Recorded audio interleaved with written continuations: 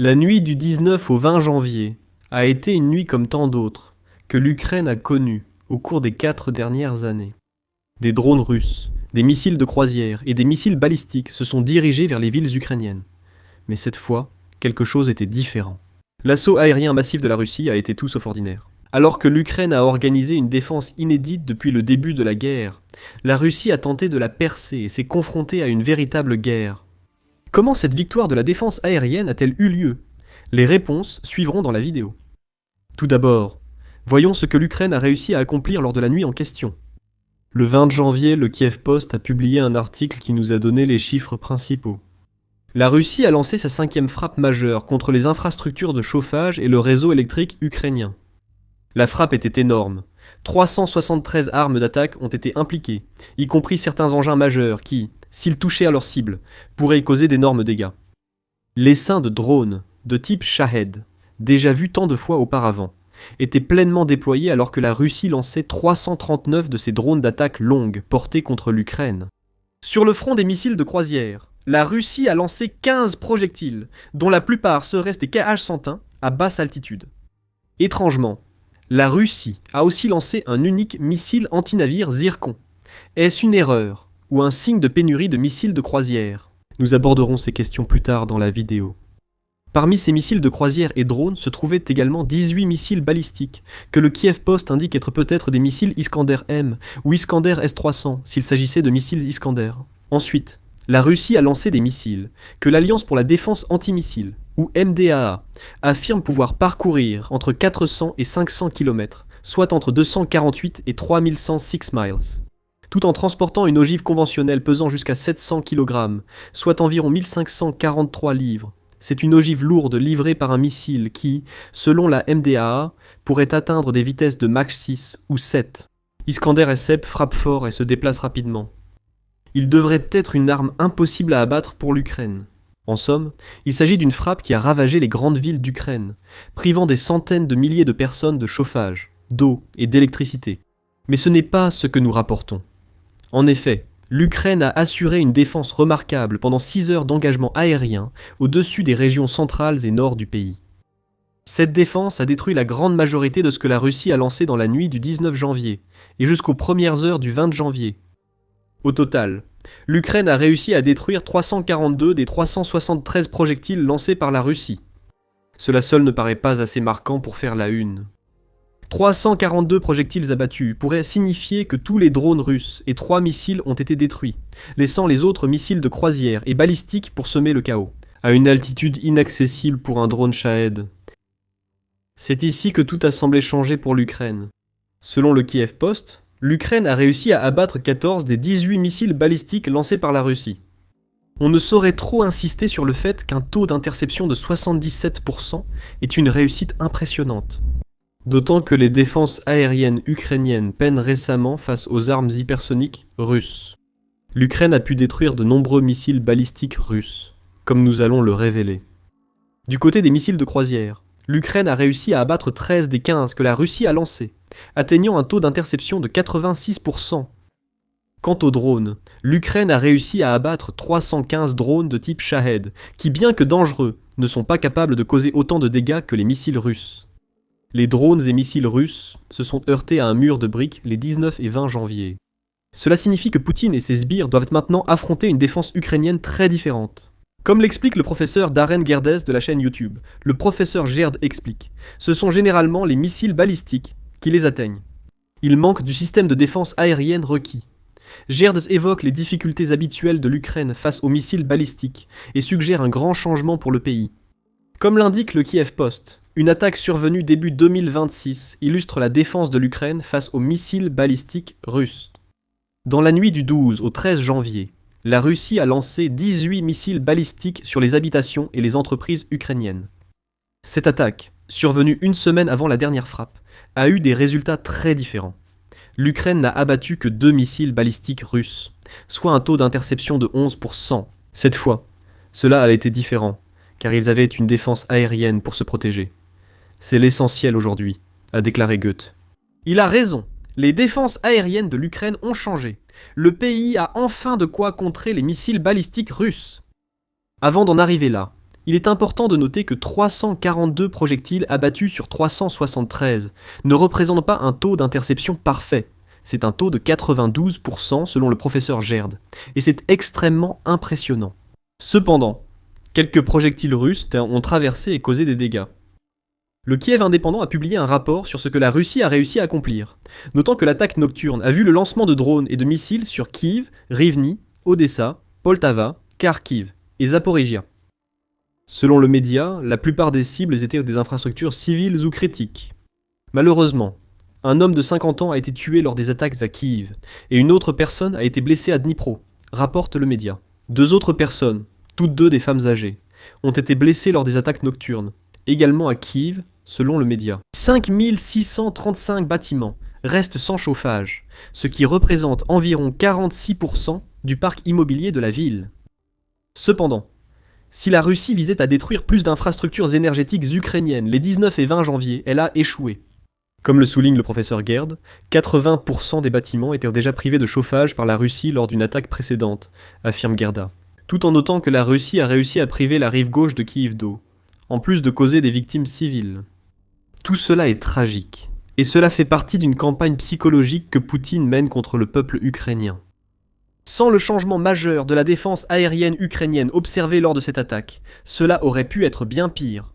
Cela nous ramène à ce que nous avons mentionné précédemment à propos de ce qu'est ce changement, et pourquoi il s'est avéré si important. C'est simple, comme Gerd l'a déjà dit. L'Ukraine a en réalité les défenses aériennes nécessaires contre les missiles balistiques russes, arrivés juste à temps.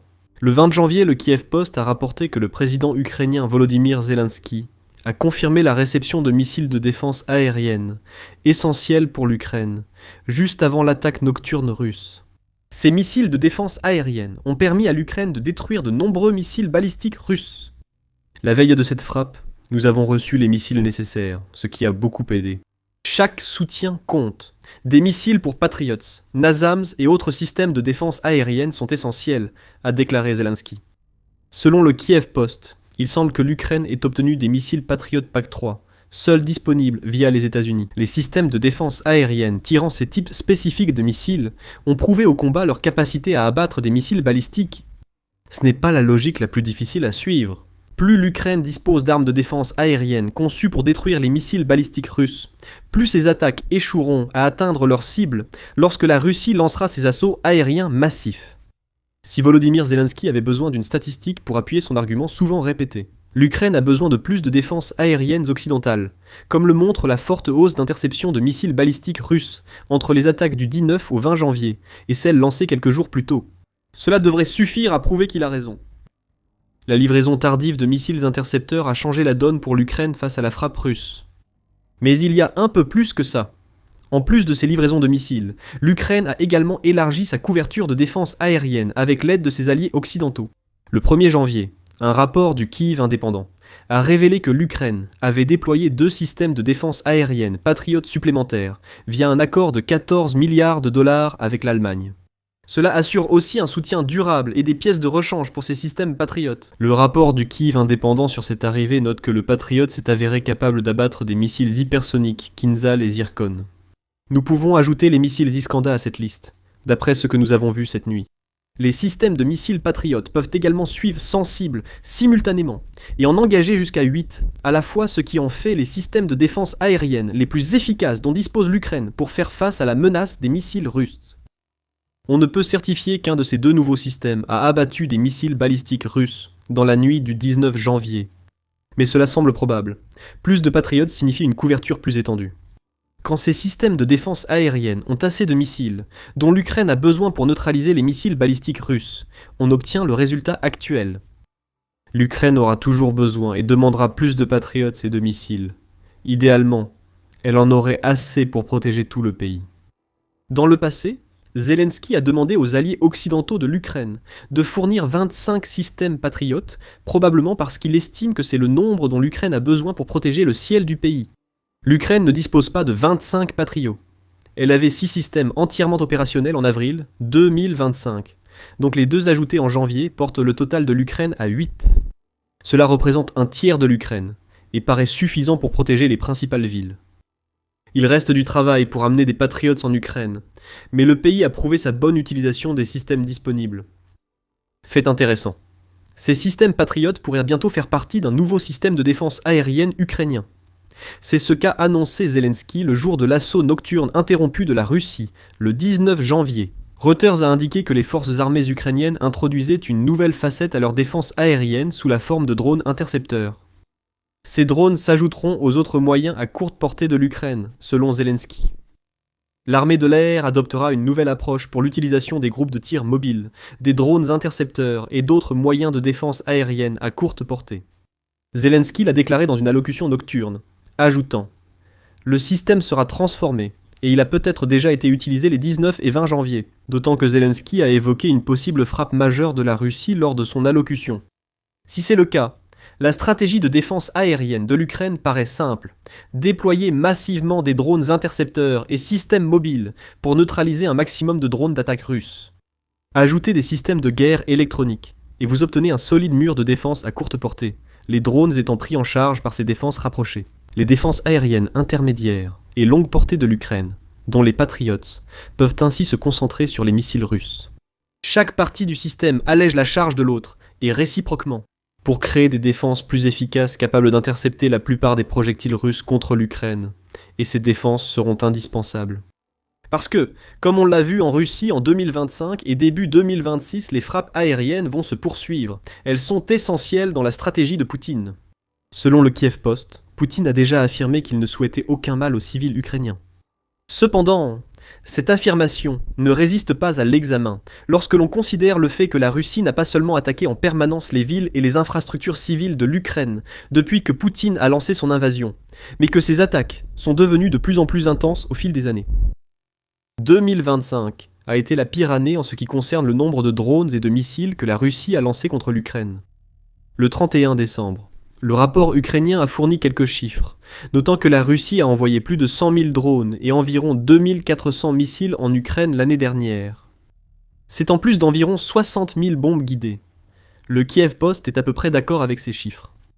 Il fait la distinction entre les drones d'attaque russes et les nombreux drones leurres que le pays envoie, pour arriver à un chiffre approximatif de 50 000 à 55 000 drones d'attaque lancés en Ukraine. Sur le front des missiles, le média indique que la Russie a tiré entre 1000 et 1500 missiles de croisière, ainsi qu'entre 500 et 800 missiles balistiques. Le problème, c'est l'ampleur autant que les armes utilisées. À la fin de l'année 2025, la Russie a connu l'un de ses mois les plus intenses en termes de nombre de drones et de missiles lancés, selon la page de conseil aux voyageurs du gouvernement britannique pour l'Ukraine. Il indique que la période de septembre à décembre 2025 a vu la Russie lancer en moyenne 5200 missiles et drones par mois. Cela représentait une nette augmentation par rapport aux 3900 lancés en février 2025 et plus qu'un quintuplement des 1000 projectiles que la Russie avait tirés sur l'Ukraine en août 2024. Vu l'ampleur des frappes, on comprend pourquoi l'Ukraine devait renforcer sa défense aérienne. Ce renforcement repose désormais sur une nouvelle stratégie à courte portée et l'arrivée de missiles attendus. Mais ce n'est pas seulement ce que la Russie envoie dans le ciel ukrainien qui doit inquiéter Zelensky et son équipe. C'est ce que cherchent à atteindre tous ces missiles et drones. Les infrastructures énergétiques ukrainiennes ont été une cible majeure de la Russie durant l'hiver 2025-2026. Au 16 janvier, Al Jazeera rapportait que le ministre de l'énergie ukrainien, Denis Shmyhal, avait affirmé qu'il ne restait pas une seule centrale électrique en Ukraine, que l'ennemi n'ait pas attaqué. Shmyhal a indiqué que certaines préparations hivernales de l'Ukraine avaient échoué, et que, selon le ministère de l'Énergie, il reste environ 20 jours de réserve de carburant. S'exprimant également au sujet de ces attaques, l'Organisation des Nations Unies, par la voix de la secrétaire générale adjointe aux affaires politiques et à la consolidation de la paix, Rosemary DiCarlo, a ajouté qu'il existe un segment spécifique de la population que Poutine vise avec ses attaques contre les infrastructures énergétiques de l'Ukraine. Ces attaques touchent surtout les plus vulnérables, personnes âgées, enfants, et à mobilité réduite. DiCarlo, restez avec nous, nous y reviendrons dans un instant. Le professeur Gerdis note que nombreux en Russie demandent d'intensifier les attaques déjà terribles de la Russie. Gerd dit que des chaînes militaires russes sur Telegram appellent à frapper les centrales nucléaires ukrainiennes. Cette approche, si terrible, ne serait envisagée qu'en dernier recours si la Russie souhaite revendiquer quelque chose en Ukraine après la guerre. Selon Gerd, certaines chaînes Telegram considèrent les frappes actuelles comme des demi-mesures. Pourquoi dirait-il que ces frappes sont des demi-mesures ? Demande Gerd. Puis il répond. L'Ukraine gardera toujours de l'énergie grâce aux centrales nucléaires. Une catastrophe nucléaire sera le résultat d'une telle approche. Mais tout cela pourrait simplement prolonger les tactiques de terreur utilisées par la Russie contre l'Ukraine depuis des années. Il y a un instant, nous avons mentionné que nous reviendrions sur les commentaires de Di Carlo concernant le fait que la Russie cible les personnes âgées, ainsi que les enfants et les personnes à mobilité réduite. Gerdes approuve, soulignant que les frappes russes sur les infrastructures énergétiques ukrainiennes touchent surtout les personnes âgées et les enfants. C'est presque inévitable, car de nombreux hommes ukrainiens sont au front. Un exemple macabre de cette approche provient de la frappe aérienne russe du 9 septembre 2025 sur le petit village de Yourova, situé dans la région de Donetsk en Ukraine. Cette frappe a eu lieu alors qu'un grand groupe de personnes âgées se rendait pour toucher leur pension mensuelle. La Russie a frappé, tuant 25 personnes et en blessant 18 autres. Parmi ces victimes, 23 étaient des retraités, et l'âge des victimes variait entre 53 et 87 ans. Poutine exerce une pression psychologique pour accentuer les dégâts des frappes aériennes russes. La Russie ne brisera pas l'Ukraine, surtout avec les nouveaux missiles de défense aérienne et la nouvelle stratégie ukrainienne. Le peuple ukrainien résiste à la pression de Poutine. Cela a été démontré dans un article du 16 janvier de TVP World, dans lequel le média a rapporté les propos de ceux qui vivent les bombardements russes. La résilience des civils ukrainiens ressort dans ces témoignages, chacun expliquant comment il fait face aux attaques russes. Privée de chauffage et d'électricité, Valentina, 67 ans, qui vit à Bilasverska, se distingue particulièrement. Nous ne vivons pas dans le confort, mais nous nous adaptons. Nous n'avons ni faim, ni sommes sales, et dormons comme des bébés, dit-elle. Il y a les durs, puis Valentina la dure.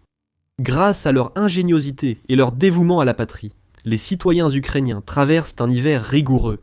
L'arrivée de nouveaux missiles de défense aérienne a permis à l'Ukraine de repousser les frappes aériennes russes, qui auraient sinon causé bien plus de dégâts. Alors que l'Ukraine reçoit de nouveaux missiles, la Russie pourrait faire le contraire. Nous avons suggéré plutôt que l'utilisation par la Russie d'un missile anti-navire Zircon lors de l'attaque du 19 janvier pourrait indiquer un problème de missile. Ce problème n'a pas encore été confirmé. Russia Matters note que, malgré de nombreuses affirmations sur une pénurie imminente de missiles russes depuis l'invasion de Poutine, certaines influencent désormais directement les types de missiles utilisés par la Russie contre les villes ukrainiennes. Par exemple, au mois d'août, il a été affirmé que la Russie avait épuisé environ 80% de ses stocks d'Iskander. C'est énorme. Si l'Ukraine parvient à continuer de détruire ces missiles dès leur arrivée, la Russie sera contrainte de s'appuyer progressivement sur de nouveaux Iskander fraîchement construits pour mener ses attaques. Voilà donc un autre point positif à ajouter à ce que nous avons vu le 19 janvier. L'arrivée de nouveaux missiles a refait de l'Ukraine un géant de la défense aérienne. Si l'Ukraine dispose d'assez de ces missiles pour tenir jusqu'à la fin de l'hiver, un autre des plans de Poutine aura échoué. Les plans russes échouent, et les défenses aériennes que Poutine voulait protéger en Russie s'effondrent aussi. La Russie est démunie et inquiète après la victoire historique de l'Ukraine dans le ciel russe, ouvrant une nouvelle phase pour la stratégie de frappe en profondeur ukrainienne. Découvrez ce que l'Ukraine a accompli dans notre vidéo. Si vous l'avez apprécié, abonnez-vous à The Military Show pour plus de reportages sur la défense de l'Ukraine contre les missiles et drones russes. Merci de nous avoir regardés.